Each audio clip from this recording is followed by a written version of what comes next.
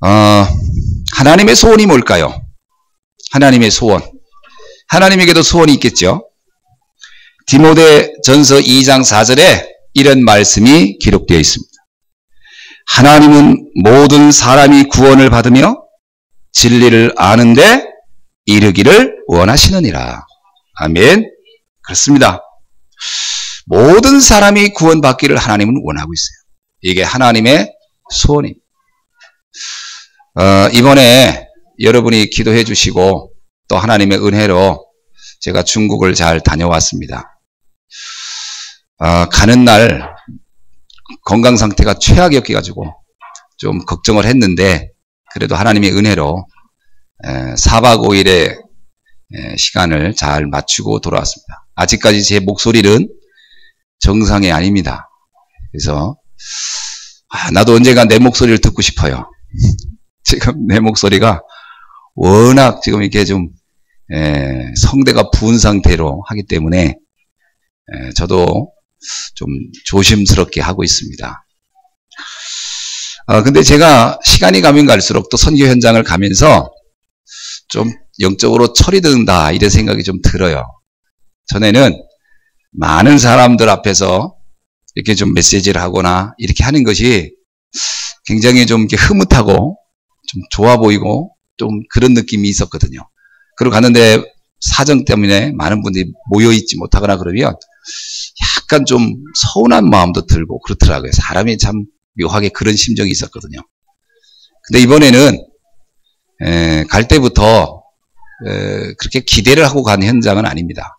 왜냐하면 제가 처음 가는 현장이기 때문에 도대체 어떤 현장일까라는 어떤 그 호기심 반, 또 한편으로는 그 현장이 현재 가장 기독교인들에 대한 탄압이 본격적으로 가장 많이 되고 있는 그런 지역이었기 때문에 좀 조심을 좀 해야 된다라는 당부를 붙잡고 갔기 때문에 좀 그런 긴장감 같은 거를 가지고 갔죠. 그때 몸이 또 제 건강이 좋지 않았기 때문에 여러 가지로 걱정을 좀 하고 갔습니다. 제가 지금 이 메시지가 인터넷에 이제 나중에 올라가기 때문에 자세하게 그 만났던 사람들의 이름이나 장소는 말할 수가 없습니다만은 하나님의 은혜로 많지 않은 소수의 사람을 만나고 메시지를 하게 됐습니다.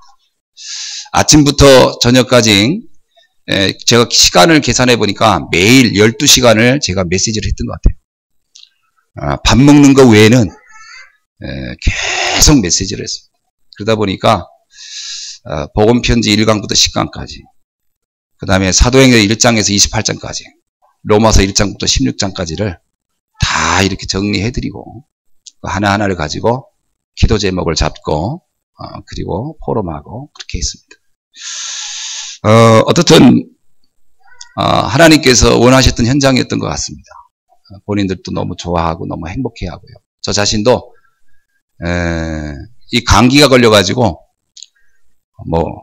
이게 원탁에 둘러앉아서 작은 소리로 해야 됩니다.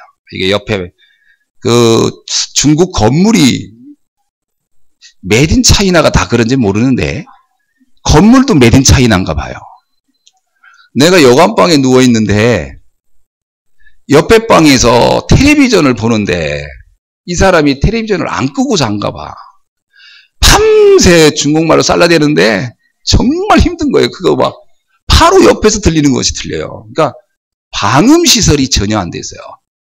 화장실에서 일 보는 소리 다 들립니다. 그리고 막 부부싸움 하는 얘기들 뭐 다 들리는 거예요. 되게 피곤한 거 나는 힘들어서 자야 되는데. 그러다 보니까 타닥타닥 붙은 그런 집에서 모여서 하니까 옆집에 들리면 안 되거든. 그러니까 조용조용. 그러니까 웃지도 못해요.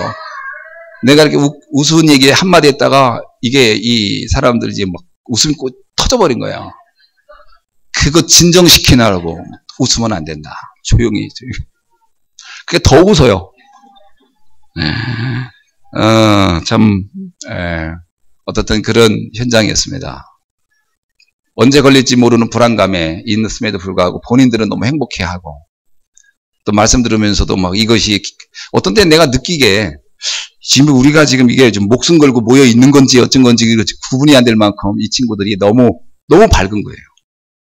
사실 이 친구들은 중국 국적을 가지고 있지 않기 때문에 걸리면 바로 북한으로 소환됩니다. 그러면 바로 사형이 당하거든요. 그런 위험한 상황에서 말씀을 듣는데 정말 너무 행복하게 말씀을 듣는 거예요. 그러면서 정말 내 가슴에 이렇게 좀 탁 와닿는 몇 가지 이제 이야기들을 하는 걸 들었습니다. 물론 많은 얘기를 했지만 그 중에 한 자매가 이런 얘기를 하더라고요. 자기는 한 번도 교회를 본 적이 없고 한 번도 예배를 드려본 적이 없습니다. 자기 소원이 있다면 교회에서 예배를 마음껏 드려보는 거, 마음껏 하나님께 찬양할 수 있는 그런 기회가 주어질 수 있다면 얼마나 행복할까요? 과연 나의 살아있는 동안에 그 날이 올까요? 자, 그 말을 듣는데 얼마나 마음이 아픈지요. 우리는 여기 교회 많잖아요. 가보세요 이렇게 할 수 있지만 중국에는 교회가 없습니다. 그리고 이들은 교회를 찾아갈 수도 없습니다. 이들은 소리 높여 찬양도 할 수가 없습니다. 그들에게 복음을 전하고 그들이 마음속에 예배드리고 싶은 막 간절함, 그 이야기를 들었을 때 제 마음이 참 남다른 느낌이었어요. 나는 참 행복자인데 나는 이 예배의 중요성을 이들만큼 못 느끼고 있었구나, 이런 생각을 또 한 번 느끼게 되고요. 또 한 번은 이제 모든 일정을 마치고 아침에 이제 그것에서 8시에 차를 타고서 이제 다음 도시, 공항에 있는 도시로 갑니다. 그러니까 아침 8시에 7시에 밥을 먹고 저는 일찍 떠나서 가서 10시까지 도착해서 한 2시간 전에 수속을 해야 12시 비행기 타고 빠져나오는 그런 일정이었기 때문에 아침에 밥을 먹고 마지막 인사를 좀 하려고 하는데 한 자매가 머리를 쿡 이렇게 바꿔서 밥도 안 먹고 그냥 가만히 있는 거예요. 그래서 내가 감기 걸려서, 왜냐면 제가 지금 감기 걸린 상태로 가서 다 감기 걸려놨어요. 그래서 내가 참 와서 복음만 전한다고 왔다가 바이러스까지 다 전염시켰다고 내가 좀 미안했는데 다 감기 걸려가지고 다 서로 콜록콜록 하면서 지금 말씀을 듣고 있는 상황인데 한 자매가 아침에 밥도 안 먹고 그렇게 어제 저녁까지 막 까불고 장난치고 그렇게 놀던 자매가 가만히 시무룩하게 있는 거예요. 그래서 나는 어디 아픈가 보다 싶어서 미안하잖아요. 그래서 많이 아프냐고 그랬더니 그게 아니래요. 뭐라고 얘기하냐면 눈물을 이렇게 흘리면서 목사님 언제 또 볼까요? 그 얘기를 하는 거예요. 그러니까 제가요 마음이 뭉클한 거예요. 나야 뭐 다음에 또 오면 또 보지. 이 사람들에게 내일이라는 게 귀하게 할 수가 없으니까. 그러면서 하는 얘기가 4박 5일 동안에 잠깐이었는데 정이 든 거예요. 그래서 내가 이렇게 떠난다 그러니까 우는 거예요, 이 자매가. 그러면서 하는 얘기가 아버지 같대. 자기 아버지 생각이 난다는 거예요. 그러면서 그 이야기를 좀 하더라고요. 7살 때 어머니가 정신이 돌아서 죽고 그 충격으로 아버지가 6개월 만에 죽어서 자기 7살 때 어머니 아버지를 다 잃었다는 거예요. 7살 때 부모가 잃고 나니까 그때가 바로 이제 북한의 고난의 행군이 시작될 때고 먹을 게 거의 없을 테니까요. 친척들도 돌볼 수 없는 상태에서 그야말로 자기들은 보급도 안 나오고 아무것도 안 나올 때니까 너무 힘들게 그렇게 살았대요. 남의 집에 가서 일해주면서. 그러니까 그 생각 나더라고요. 우리나라 옛날에 머슴 자매가 남의 집에 가서 일 돌봐주면서 밥 얻어먹는데 그 집도 역시 형편은 어려우니까 그 어려운 중에 서로 나눠 먹는 거예요. 그러면서 부모를 잃어버린 거에 대한 상처, 아픔. 나이로 이렇게 따져보니까 일찍 결혼을 부모가 했으면 내가 아버지 뻘이 되더라고요. 대략 계산을 해보니까. 나를 보더니 자기 아버지가 이렇게 생각이 난다는 거예요. 그러면서 계속 우는 거예요. 참, 아침 밥 먹고 떠나야 되는데 발걸음이 떨어지지가 않는 거예요. 그 자매를 놓고 나오려니까. 그래서 내가 그 자매한테 그랬습니다.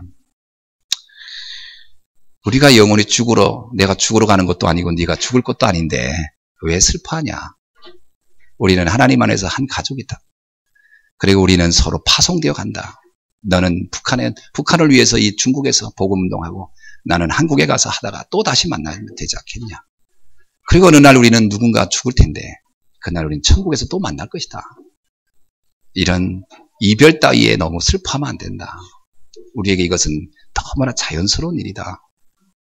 그렇게 위로해 주니까 눈물을 이렇게 닦고 돌아서는데요. 일단 이 자매들은 나를 배웅도 못합니다. 걸릴 수 있으니까. 방 안에서만 이렇게 손을 흔들고 하면서 꼭 다시 와주셨으면 고맙겠다. 또 와달라 이러면서 보내는 그 장면이었어요. 참 그 생각을 하니까 마음이 뭉클하고 참 잊을 수 없는 현장이었고 너무 감사한 시간이었다. 이런 생각을 제가 들고 그렇습니다. 정말 우리가 복음을 안다는 게 이렇게 귀한 건가? 저는 그곳에서 참 많은 걸 생각했어요. 이런 현장에 복음을 사랑하는 이들이 숨어 있었다니 너무 놀랍다. 이런 곳에 그리스도를 바라보면서 생명의 위태로움을 전혀 개의치 않고 있는 이들이 있다는 게 너무 감사하고, 아무도 이 민족의 복음에 대해서, 통일에 대해서 어쩌면 무관심하고 있는 이때에 그 몇몇의 자매들이 자기 앞가름도 하기 어려운 상황에서도 민족의 통일을 놓고 북한 복음만을 놓고 매일 기도한다는 그 이야기를 들으니까 마음이 너무 뭉클한 거예요. 자기들에게는 북한 복음화는 숙명과 같은 것이라는 거예요. 그곳에 아직도 형제들이 있고 가족들이 있고 연락을 취할 수도 없으면서 단지 살아있다는 소식은 듣고 있지만 어떻게 살고 있는지 늘 궁금해하고, 그러면서 그곳에 자기들은 어디를 갈 수도 없고, 그런 현장에 있으면서 이 민족이 빨리 속히 복음되기를 원하고 통일되기를 원하는 그 마음을 가지고 기도하고 있다는 모습이 참 저로서는 빚을 진 느낌이잖아요. 근데 성경에 나온 말씀이 그대로요. 사랑에 빚을 진 자가 많아요. 오늘 우리는 정말 이 복음을 하나님 우리에게 주신 이유가 뭘까? 다시 한번 깊이 깨닫는 축복의 날이 되기를 주님의 이름으로 축원합니다. 그러니까 우리가 참 복음을 알고 나니까요, 처음 만나서 그 짧은 시간을 함께 보낸 것뿐인데 그렇게 가까워질 수가 없어요. 야, 이래서 하나님이 그리스도 안에서 가족이 된다는 말이 이런 말인가 보다. 이게 막 실감이 나는 거죠. 정말 이 복음을 알고 나니까, 또 이런 그 현장을 보고 나니까 우리가 드리는 예배가 얼마나 소중한지, 우리의 교회가 또 얼마나 귀한지, 성도들이 또 얼마나 귀하시고 중요한 사람들인지 이게 새롭게 느껴지는 거예요. 우리가 이 상황에서 뭐 자그만 일 때문에 서로 오해하고 서로 섭섭하고 그런다면 우리는 정말 이 복음의 가치를 많이 놓치고 있다라고 밖에 생각이 안 나요. 오늘 우리가 정말로 최고의 축복자로 살아가는 귀한 날이 되기를 주님의 이름으로 축원합니다. 그러면서 택시를 타고 이렇게 오는데 택시가 얼마나 낡았는지 2시간 반을 타고 오는데요, 막 엉덩이가 너무 아픈 거예요. 그 택시가 너무 조그마, 발도 뻗을 수도 없고, 그리고 이렇게 앉은 건데 또 이분이 운전을 굉장히 거칠게 하더라고. 이분들은 빨리 갔다 또 다른 일을 봐야 되니까. 그러면서 나도 모르게요, 불평이 나오는 거예요. 이야, 참 사람이 간사하더라고. 그래서 좀 제대로 좀 천천히 좀 몰고 좀 편하게는 가고 막, 좀 사람이 이렇게 환경이 약하구나. 또 한 번 느끼면서요, 내가 이런 생각했어요. 진짜 복음이 각인되지 않으면 안 되겠구나. 정말 말씀이 내 영혼을 사로잡지 않으면 안 되겠구나. 조금 전까진 그 가슴 뭉클했던 그 현장을 뒤에 놓고 자동차가 좀 불편하다고 또 투덜대고 있는 나 자신을 되돌아보면서, 야, 이게 우리의 모습이구나. 이게 나의 현주소구나. 오늘 우리가 정말 말씀으로 다시 한번 나를 점검하고 복음에 깊이 뿌리 내리는 축복의 날이 되기를 주의 이름으로 축원합니다. 오늘 16장을 보면 여러 사람들이 나와요. 그 여러 사람들을 보면서 우리가 이 사람들이 과연 어디에 관심을 가지고 있는 사람들이었는지 한번 우리가 좀 살펴볼 필요가 있어요. 여기에 보면 16장을 보면 바리새인과 사두개인들이 나옵니다. 근데 이들은 이제 보편적으로 유대인들을 대표하고 있죠. 이 유대인들의 가장 큰 소원이 뭘까요? 이들의 최대 관심이 뭘까요? 사실은 당시 유대는 로마의 속국으로 있었기 때문에 이들은 어떻게 하든지 로마에서 해방되는 것을 원했습니다. 그런데 그건 그냥 해방이 아니고요. 자신들의 기득권을 유지하면서 해방이 되었으면 하는 바람이 늘 있었어요. 그래서 이들의 관심은 어디까지나 어떤 거냐면 갑자기 천지가 진동하듯이 하늘과 땅이 바뀌듯이 이런 어떤 표적이 일어나서 자신들이 고스란히 이 축복 그대로 누리면서 나라가 해방되어지는, 그래서 하늘의 표적을 그렇게 기대했던 사람들입니다.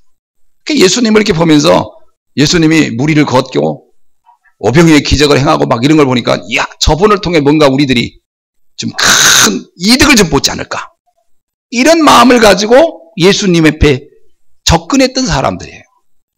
이런 유형의 사람이 있는가 하면 또 한 분류의 사람이 있는데 그게 제자들입니다. 이 제자들은 여기 보니까 먹고 사는 일에만 관심이 있어요. 물론 이들이 영적인 걸 모르는 게 아닙니다. 영적인 이야기도 알고 영적인 비밀의 메시지도 많이 들었는데 사실은 이들의 무의식 속에 각인된 것은 사실 어떤 의미에서는요, 가난이었어요. 경제적인 문제였어요. 그러니까 영적인 이야기를 하면서도 경제가 어려우면 언제 내가 영적인 사람이었느냐 싶을 정도로 물질적으로 확 가버리는 거예요. 이게 이 제자들의 모습이었어요.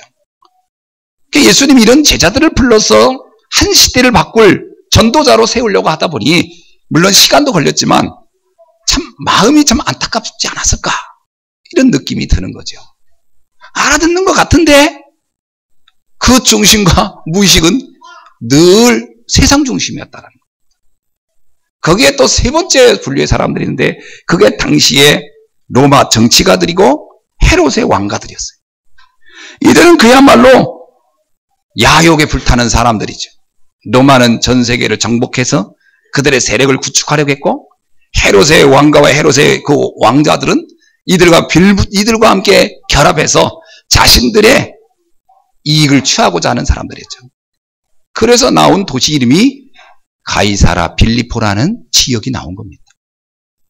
여기 본문에 보면 예수께서 빌리포 가이사라 지방에 이르러 이렇게 나온 게, 이런 지방 이름이 탄생하게 된 게 이런 정치적인 야욕을 가진 사람들에 의해서 만들어진 그러한 동네 이름이거든요. 가이사라는 시저라는 이름 아닙니까? 로마 황제의 이름을 가이사라고 하니까 카이사, 시저. 그 빌립은 뭐예요? 헤롯의 아들 빌립 자기 이름을 붙인 거거든. 자기와 황제, 로마 황제 이름을 딱 결합해서 도시를 만들어서 황제에게서 헌납한 요런 도시. 요게 정치가들의 기가 막힌 계획들이 이렇게 다 숨겨져 있는 모습을 보게 되는 거죠. 이런 시대에 과연 우리들의 관심은 어디에 두고 있어야 되는가 하는 겁니다. 어디에 우리는 관심을 두고 신앙생활을 해야 되겠습니까? 그래서 예수님은 여기서 계속해서 질문을 하게 되는 거거든요. 사람들은 나를 누구라 하느냐? 너희는 나를 누구라 하느냐? 이런 질문을 계속 던지는 거거든요. 그 얘기는 너가 관심을 도대체 어디다 두고 살고 있느냐? 이 얘기를 묻고 싶은 것이죠. 오늘 우리는 다시 한번 우리 자신을 좀 이렇게 점검하는 그런 시간을 가져봐야 될 것입니다. 나는 과연 어디에 관심을 두고 살고 있을까? 나는 정말 어디에 마음을 두고 있을까? 발견하는 방법이 쉬워요. 어떻게 하면 쉽게 발견하는지 아시죠? 알려드릴게요. 내가 무엇 때문에 우울해지고 내가 무엇 때문에 기뻐하는지 그거를 알면은 쉬웠습니다. 여러분은 무슨 말을 들을 때 가장 행복하고 기쁩니까? 여러분은 무엇이 안 될 때 가장 울적하고 힘듭니까? 그게 나의 관심의 내용입니다. 혹시 오늘 예배 드리는 것 때문에 예배를 드리는 것이 잘 안 될 것 같아서 그것이 너무 힘들고 괴롭고 그놓고 어저께 기도하고 그랬던 분 계십니까? 오늘 예배를 난 반드시 성공해야 돼. 그런 마음 때문에 오신 분 계십니까? 그렇다면 그분은 관심이 예배에 있는 거지요. 여러분은 어디에 관심을 두고 있습니까? 그게 자기를 점검하는 좋은 방법입니다, 사실은. 또 나를 점검하는 방법 중에 하나가 뭐냐면 나의 경제의 지출 내용입니다. 나는 돈을 어디다 주로 쓸까? 그거를 목록을 정해보면 금방 나옵니다. 나의 주된 관심은 어디에 있는가? 이런 건 어렵지 않게 발견할 수 있죠. 사람은 속일 수 있는데 사실은 자기와 하나님은 속일 수 없는 게 이런 부분이죠. 그걸 놓고 생각을 쭉 해보면 내가 참 관심이 많이 영적이지 못하고 복음적이지 못하고 전도와 선교에 관심이 참 부족했다라는 게 많이 발견될 것입니다. 그런데 이게 발견되는 것만으로도요, 큰 축복입니다. 아멘? 자기가 어디에 서 있는지 이걸 안다는 건 굉장히 중요한 축복이에요. 가장 큰 재앙은 성경에 보면 그들을 상심한 대로 내비로 둔다는 겁니다. 하나님께 가장 엄밀하게 말해서 하나님으로부터 가장 불행한 사람은 누구냐면 하나님이 그에게 점검을 해주지 않는 사람이에요. 하나님이 내비로 두는 사람이에요. 스스로 어떤 상태에 있는지를 점검할 수 있는 마음이 없다면 가장 불행한 사람이에요. 그래서 우리가 우리 자신을 내가 어디에 관심이 있는지를 점검하는 것은요, 그 자체만 가지고도 하나님이 큰 은혜가 임한 줄로 믿습니다. 거기서부터 시작되는 거거든요. 아, 그랬구나. 내가 이랬구나. 이게 아주 중요한 발견입니다. 그래서 오늘 이 축복이, 이 발견이 되어지는 날이 되기를 주님의 이름으로 축원합니다.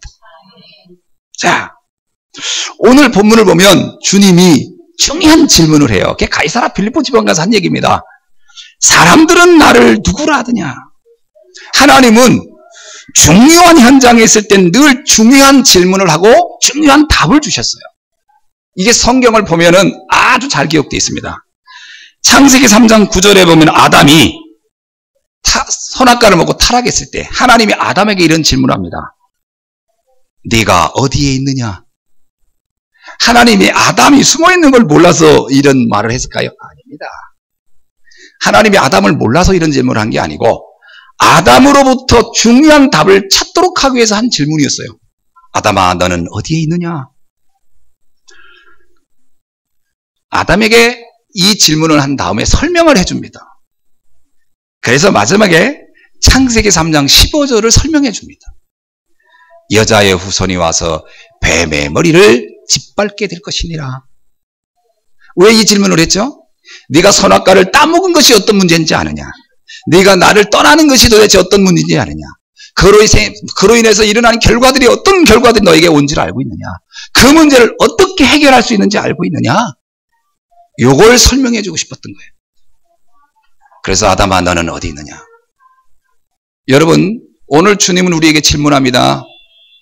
당신은 지금 어디에 있는가? 그 얘기는 우리를 책망하려고 하는 것이 아니고 우리로 하여금 발견토록 하기 위해서, 축복 속에 들어갈 수 있도록 하기 위해서 이 질문을 하고 있는 것이거든요. 하나님은 가인에게 이런 질문을 합니다. 창세기 4장 9절에서 네 아우가 어디 있느냐? 가인이 아우를 죽였어요. 아시죠, 여러분? 자기 동생을 질투해서 죽여버렸어요. 죽인 거를 하나님이 알면서 묻습니다. 가인아, 네 아우 아벨이 어디 있느냐? 이렇게 묻는 거거든요. 그러니까 이 가인이 뭐라고 대답하냐면 내가 동생을 지키는 사람입니까? 이런 대답을 해요. 그 질문을 왜 했죠? 그 질문을 하고 나서 하나님은 이 가인에게 창세기 4장 15절에 특별한 표징을 줍니다. 그것을 오토라고 하는 말로 쓰는데요. 이게 뭐냐면 성경에 보니까 표를 주었다 이렇게 나와요. 이 표를 줬다는 얘기는 어떤 상징물을 줬다 이런 말이거든요. 근데 이게 어떤 거냐면 네가 다른 사람이 너를 죽이지 않도록 내가 이거를 너에게 주마. 여러분 생각해 보세요. 가인이 살인을 했어요. 그러면 가인이 살인자란 말이에요. 그러면 가인은 누군가가 가인을 죽인다고 하면 예를 들면 아벨이 아는 사람들이 복수한다고 하면 가인은 죽어 마땅한 사람이죠. 그게 정상적이잖아요. 상식적으로. 그런데 가인에게 네가 죽지 않도록 내가 표를 주겠다라는 거예요. 그게 무슨 얘기입니까? 그 표를 오토라고 하거든요. 어떤 신학자는 말하기를 그 시대에 흰 돌을 주었다 이렇게 얘기해요. 그러니까 흰 돌을 보여주면 하나님이 지키는 자라고 해서 사람들이 그를 죽이려고 했다가 안 죽였다는 거거든요. 왜 그렇게 했을까요?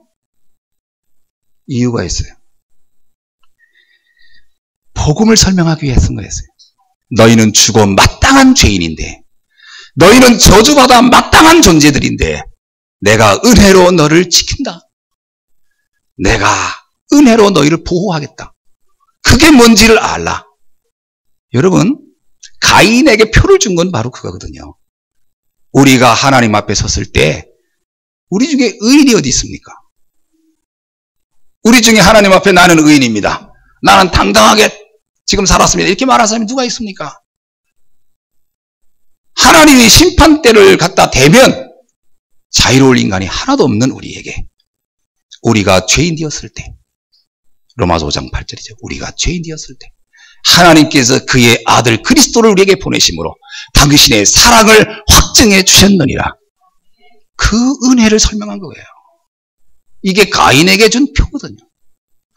네가 그것을 이해하느냐?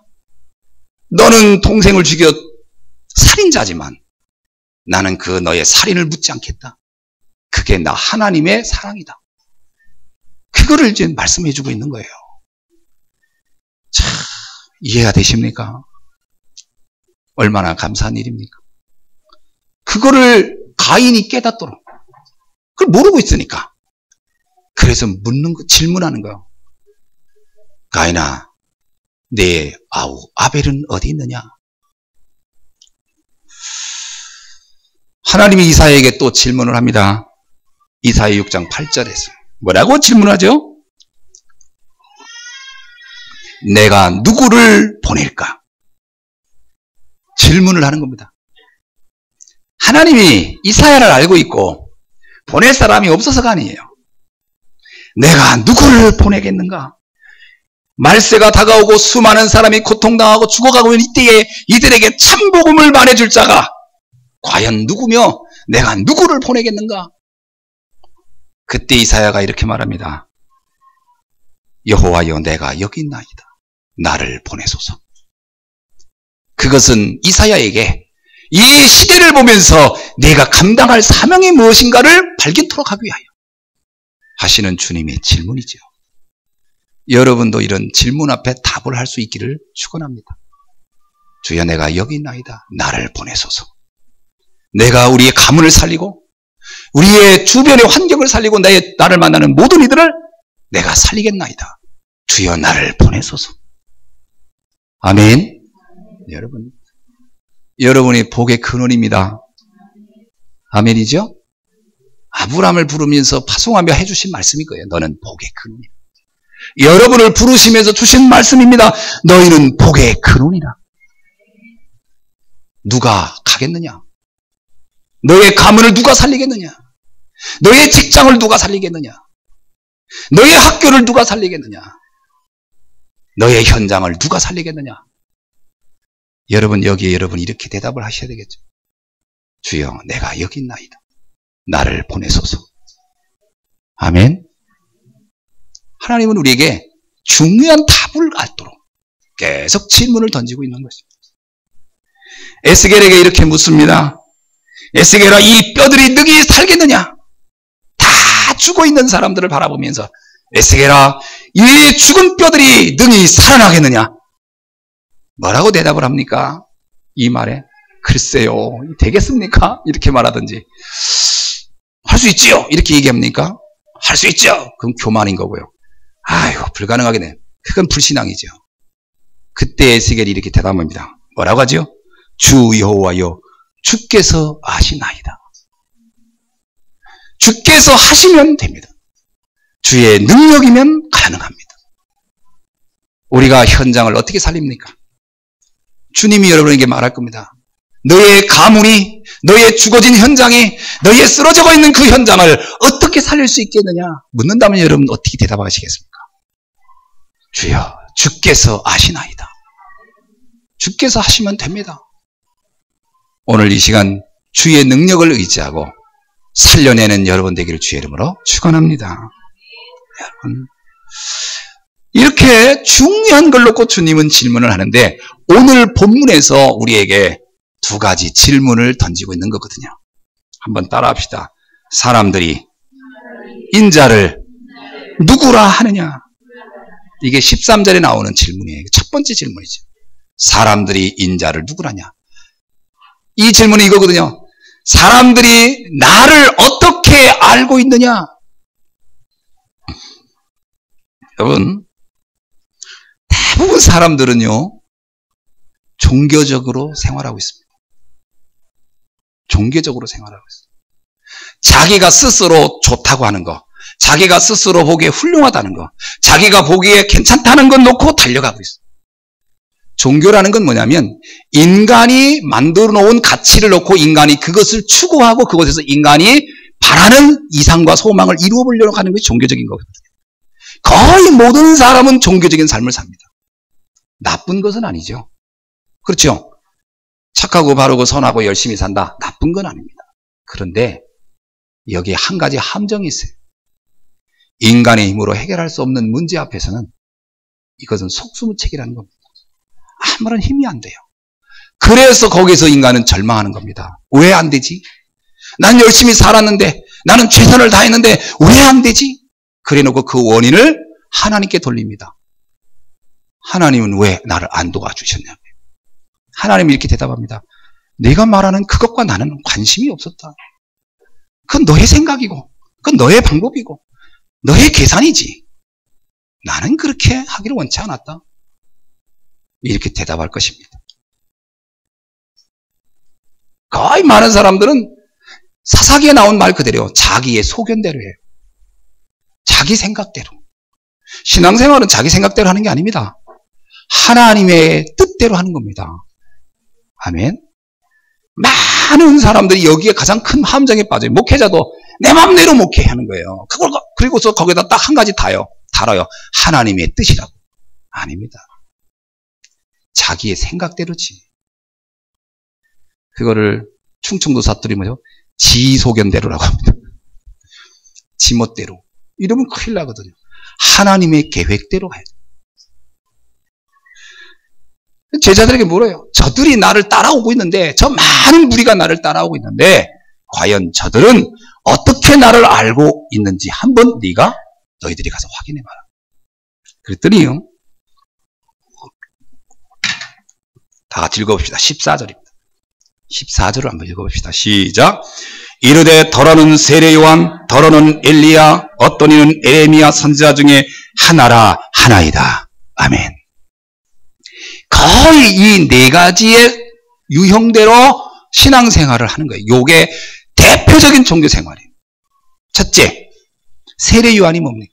여러분, 세례 요한은 원래 예수가 그리스도라는 것을 최초로 신약시대가 시작되면서 최초로 알았던 사람이에요. 그렇죠? 그래서 예수님의 무릎 앞에 무릎을 꿇고 나는 죄인으로서 나를 떠나서도 난 당신의 신들매도 풀기조차 어렵소. 이렇게 했던 사람이 세례 요한. 근데 이스라엘 사람들에게 각인된 세례 요한 상은 그게 아니에요. 성경에 기록된 세례 요한은 그 부분이 가장 강조된 세례 요한인데 유대인들에게 각인된 세례 요한 상은 그게 아닙니다. 어떻게 된 거냐면 세례 요한은 헤롯 안티파스의 부도덕한 결혼관을 정면으로 질타했다가 미움을 받아서 목이 잘려 죽은 사람이에요. 당시에 헤롯은 이두메 사람입니다. 오늘로 말하면 요르단 사람이거든. 유대인들이 볼 때는 요르단 사람이 헤롯이 로마 황제의 배경을 안고 이스라엘의 왕이 된 거예요. 그걸 분봉왕이라고 합니다. 강제로 왕이 된 거예요. 예? 그래 놓고서 큰 소리 뻥뻥 치는데 하는 짓은 아주 부도덕한 짓만 하는 거예요. 자기의 조카, 자기의 남동생의 부인을 자기가 아내로 취한 거니까요. 그걸 세례 요한이 막 비난을 한 겁니다. 있을 수 없는 짓을 하고 있다고. 그러다 이 안티파스가 헤롯을 죽여버렸거든요. 그랬더니 유대인들은요, 세례 요한 하면은 뭐가 딱 각인됐죠? 부정한 사회 개혁한 사람, 잘못된 왕에 대해서 정의를 외친 사람, 이게 각인돼 버린 거예요. 그래서 유대인들이 세례 요한 같다라고 할 때의 그 이미지는 사회 개혁, 사회 정의, 이런 상이 강한 겁니다. 오늘날 신앙생활을 이렇게 이해하는 사람이 많아요.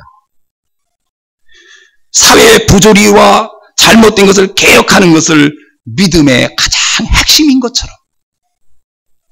예수님의 사역 중엔 이런 부분이 있었지만 이건 핵심은 아니죠.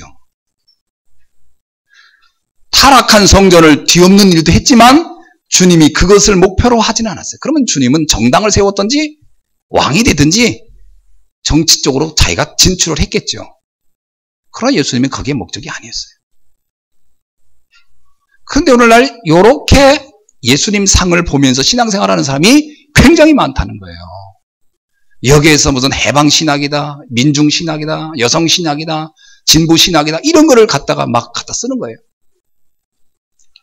그럴듯하죠. 나쁜 건 아닙니다. 좋은 겁니다. 그러나 그것은 본질은 아닙니다.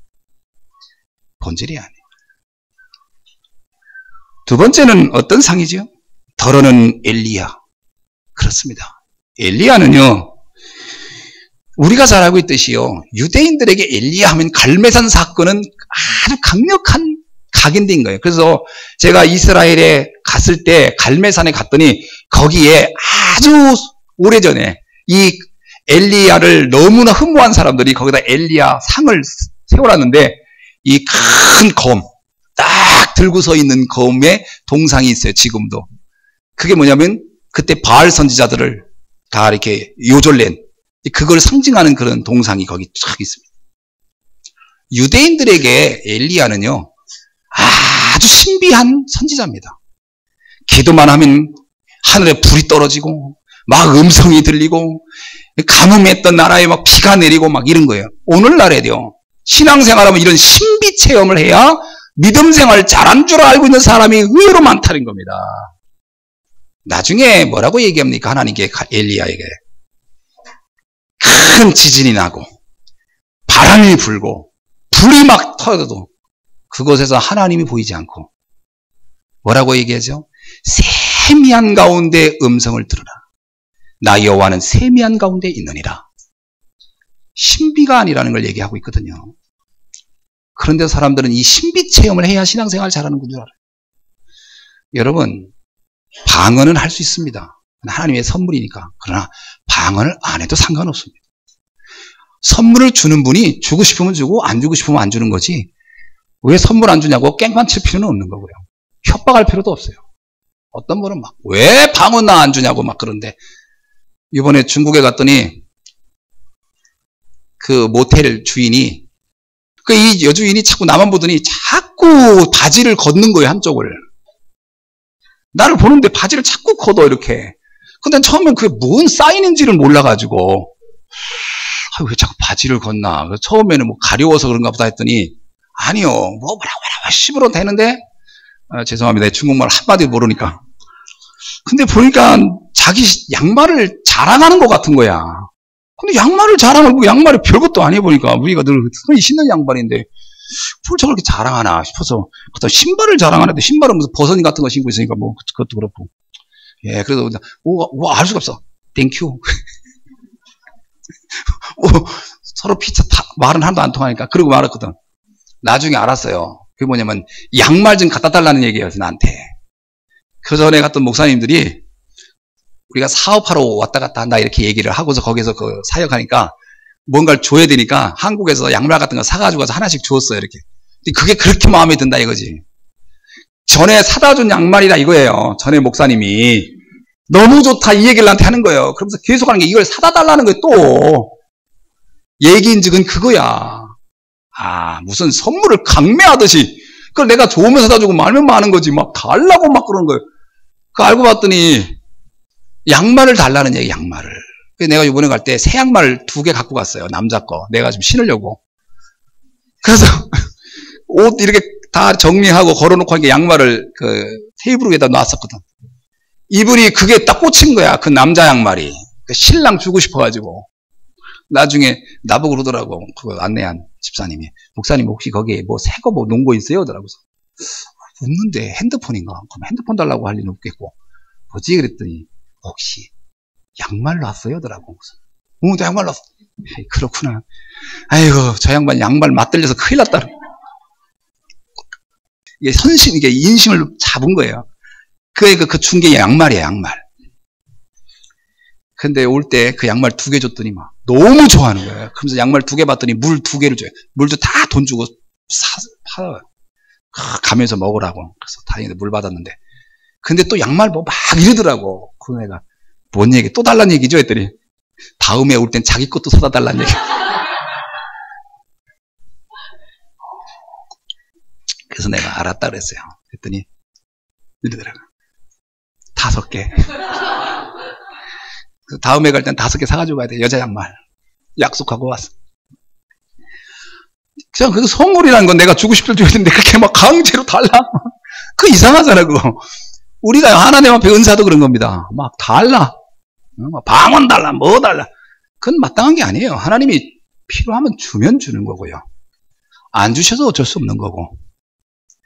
정말 중요한 것은 말씀을 깨닫고 그 안에서 복음이 이해되어지는 그것이 가장 큰 축복인 줄로 믿습니다. 그런데 이와 같이 우리는 신비 체험을 자꾸 하려고 하는 거예요. 기독교는 신비한 종교지만 신비주의는 아닙니다. 하나님의 역사는 신비한 일들이 너무 많이 일어나죠. 그러나 우리는 그 신비를 따라가는 사람이 아니에요. 매 방언을 해야 된다, 뭘 들어야 된다. 그러면 악령의 역사예요. 우리는 주의 말씀을 따라가는 제자인 줄로 믿습니다. 그래서 이상하게 되는 사람들이 거의 여기에 빠져서 그런 겁니다. 세 번째는 또 어떤 이들은 에레미야와 같다 이렇게 말하고 있습니다. 에레미야 선지자에 대한 유대인들의 이미지는 에레미야서 9장 1절에 기록되어 있습니다. 그는 이스라엘 백성을 놓고 많은 눈물을 흘리는 선지자예요. 그래서 유대인들은 에레미야를 말하기를 눈물의 선지자다 이렇게 말을 합니다. 그런데 이 에레미야가 원래 흘렸던 눈물은 곧 망할 민족을 놓고 하나님 앞에 회개하지 않아서, 그래서 결국 하나님 앞에 징벌을 받을 수밖에 없는 그 상황을 놓고 안타까워서 흘렸던 눈물이었지 다른 눈물은 아니었거든요. 그런데 유대인들은 어떻게 이해를 했냐면 에레미야의 눈물을 불쌍한 사람들, 어려운 사람을 도와주는 눈물로 이해를 했어요. 그래서 자꾸 이 섬기고 나누고 뭐 봉사하고 이런 것을 신앙생활이 중요한 키로 생각했습니다. 그래서 유대인들은 어떡하냐? 성전에 들어갈 때 어려운 사람들 동전 하나씩 던져주는 거. 불쌍한 사람들한테 이 돈 한 번 던져주면 자기 신앙생활을 다 한 것처럼 마치 이렇게 이해를 한 사람들이었거든요. 예수님이 어려운 사람, 가난한 사람 도운 것은 맞습니다만 주님이 이 땅에 온 목적은 아니에요. 만약에 주님이 그것이 목적이었으면 무슨 사회기관을 세웠든지 무슨 밥포주는 기관을 만들었겠죠. 교회를 세웠을 일은 없거든요. 사람들은 교회하면 그런 일을 해야 된다고 생각을 해요. 물론 교회가 그런 일을 할 수는 있습니다. 그러나 그것은 본질도 아니고 목적도 아니고 핵심도 아니고 이것에 착각을 하는 거예요. 그걸 하면 훌륭한 신앙인이고 그런 걸 안 하면 신앙이 훌륭하지 않다는 오해를 많은 사람들이 하고 있어요. 그럼 예수님을 쫓아오면서 우리가 어려울 때 먹을 거 달라는 거예요. 오병의 기적 계속 해달라는 거예요. 예수님 뭐라고 합니까? 내가 너희들에게 이걸 주려고 온 것은 아니다. 내가 하늘로 온 생명의 떡이니 나를 먹는 자는 영원히 굶주리지 아니하리라. 주님이 정말로 주고 싶었던 건 다른 거였어요. 사람들은 이걸 오해해가지고 자꾸 그런 거 달라고 하는 거예요. 그런 거. 또 교회는 자꾸 그걸 빌미해서 또 그걸 주면서 교회를 홍보하고 교회를 자랑하고 교회를 나타내고 본질은 완전히 다른 거. 완전히 이탈해버렸어요. 저는 이것을 가리켜서 영적인 타락이라고 생각합니다. 본질이 아닌 것을 본질인 것처럼 한다면 그건 타락이죠. 병원이 사람 고치는 일에 신경 안 쓰고 자선하는 데만 신경 쓴다면 그건 병원이 타락한 것이죠. 학교가 아이에게 가르쳐야 할 일을 안 하고 다른 걸 막 한다면 그건 타락한 것이죠. 복음도 마찬가지입니다. 마지막 네 번째, 선지자 중에 하나입니다. 네 번째 유형이 또 이것이 많은 사람이 착각하고 있는 신앙의 또 다른 색깔인데, 선지자 중에 하나란 말은 여러 종교들 중에 하나란 말이거든요. 선지자, 유대인들이 생각하는 선지자는 종교 지도자를 말하는 겁니다. 그러니까 많은 예수님을 따라온 사람들이 예수님은 훌륭한 종교 지도자입니다. 훌륭한 종교 지도자여 랍비 같은 분입니다. 이렇게 이해하고 온다는 거거든요. 오늘날 이렇게 믿는다면 무엇이 이해가 안 되느냐? 오직 예수, 이게 이해가 안 될 겁니다. 오직 예수 하면 편협하다, 독선적이다, 이건 아집이다, 폐쇄적이다, 이럴 겁니다. 여러분, 유일한 것과 폐쇄적인 건 다른 거거든요. 예수 그리스도 외에는 창세기 3장의 저주와 재앙을, 우리에게 오는 운명의 문제를 해결할 자가 없어요. 그래서 우리는 예수를 그리스도라 하는 것이지, 여러 종교 중에 하나를 붙잡고 우리는 이것만 옳다라고 하는 그런 종교인은 아닙니다. 예수님을 종교인으로 본다면 기독교가 오직 예수하는 건 편협한 것이고 아집이고 그것은 독선이죠. 그러나 아닙니다. 우리를 하나님께 인도할 분이, 유일한 분이 그리스도예요. 사도행전 4장 10절, 다른 이로서는 구원을 얻을 수 없나니 천하 인간에게 구원을 얻을 만한 다른 이름을 우리에게 주신 적이 없음이니라. 이것이 진리라면, 내가 곧 길이요 진리요 생명이니 나로 말미암지 않고는 아버지께로 갈 자가 없느니라는 말이 진리라면 그건 독선이 아닙니다. 그건 유일한 진리입니다. 유일성이죠. 우리는 유일성의 사람들입니다. 아멘. 그래서 우리는 불교인들에 대해서 배타적이면 안 됩니다. 그분들하고는 잘 지내야 돼요. 다른 종교인들하고 잘 지내야 됩니다. 그들하고 싸울 것도 없고 욕할 것도 없습니다. 그들에게 단 한 가지를 양보하지 않으면 돼요. 복음입니다. 그들은 모든 걸 다 잘 지내야 됩니다. 그러나 그들에게 복음을 전해줘야 돼요. 바울이 그럽니다. 나는 무할례자들하고 지낼 땐 무할례자처럼 지낸다. 나는 할례받은 자와 지낼 때는 할례받은 자처럼 지낸다. 내가 불신자와 있을 때는 불신자처럼 지낸다. 그러나 그렇게 하는 이유가 있다. 그들을 얻고자 함이라. 그들을 복음으로 살려내기 위해서 그렇게 하는 것이지. 그러니까 우리가요, 다른 종교인들하고 배타적이면 안 돼요. 다른 사람들하고 막 갈등하면 안 돼요. 수용해야 됩니다. 그러나 그건 진리의 수용이 아닙니다. 관계의 수용이지. 그들에게 정확한 답은 주셔야 됩니다. 아멘? 그것을 양보하면 안 되거든요. 오늘날 다원주의가 교회를 물들여 놓고 타락시켰어요. 오늘날 많은 잘못된 사상들이 교회에 와서 우리는 한 형제라, we are the world. 여러분, 참 그게 좋은 말인 것 같지만 진리까지 양보하면서 그러면 그건 타락이죠.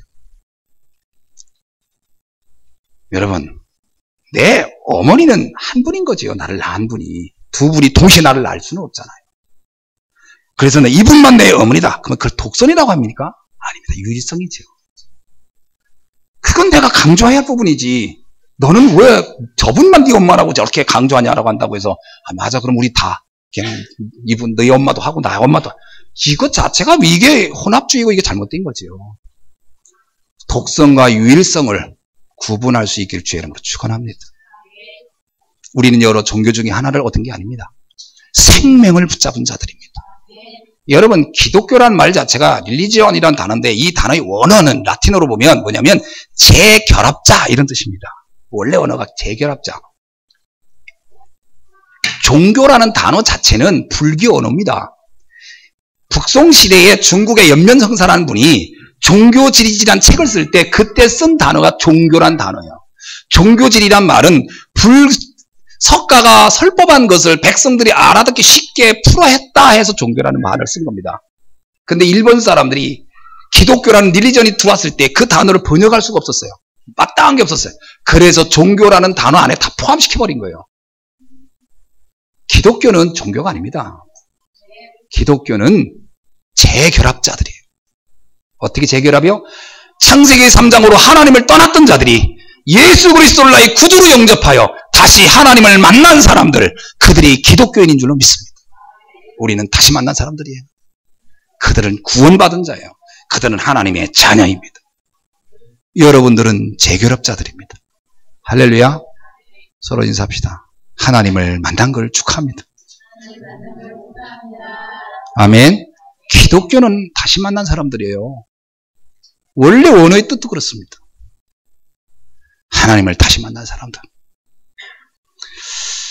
자, 그래서 이 복음을 이렇게 정확히 알지 않으면, 그리스도를 이렇게 틀리게 알면, 세례 요한처럼, 엘리야처럼, 에레미야처럼, 선자 중에 하나처럼 안다면, 비록 열심히 바르게 최선을 다해서 믿었던들, 그것은 하나님과 아무 상관이 없다는 겁니다.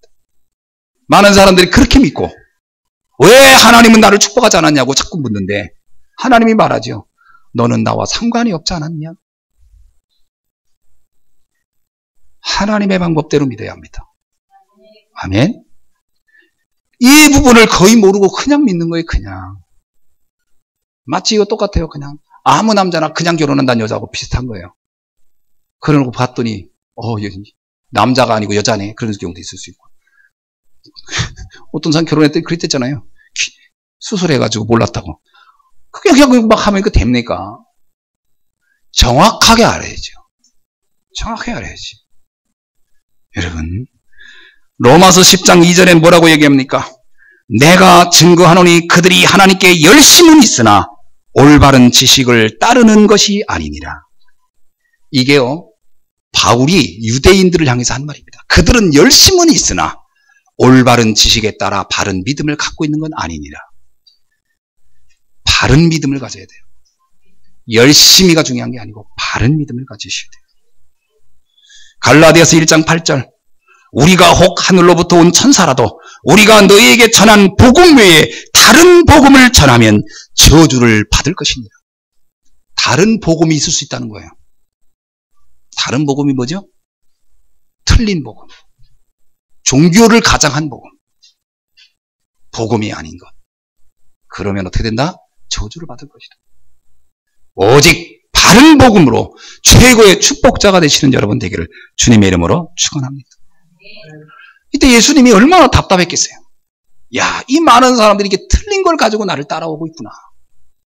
그래서 주님이 제자들에게 다시 묻습니다.